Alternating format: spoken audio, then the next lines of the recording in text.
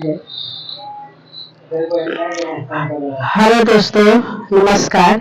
ये छठी माई का गाना है, तो बहुत सुंदर गाना है छठी माई का। तो आप लोग लाइक करिए, शेयर करिए, सब्सक्राइब भी करिए, ज्यादा से ज्यादा लाइक भी करिए, सपोर्ट करिए, अपना प्यार दुलार ऐसा देते रहिए। चारू कोने का पोखरवा जलवा हुमारत जाय, जलवा उछारत जाय। चारू कोने का पोखरवा दूधवा हुमारत क जाय, दूधवा उछारत क जाय। साझावा कहीं जलावा में जयंती बाटी ठार सूरज के मनाएली। साझावा का जलावा में ठार जयंती बाटी सूरज के मनाएली।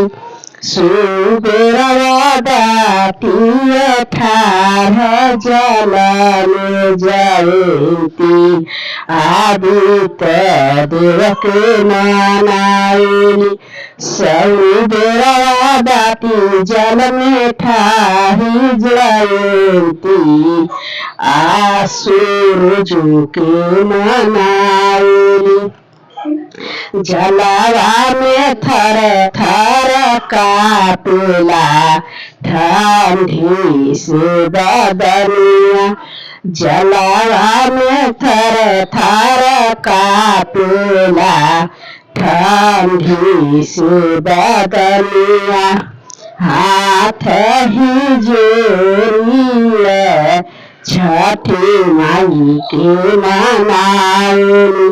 हाथ ही जोड़िए छठी माई के मनाएली। माई देबू पाँच गो बेटुआ धनवा देब।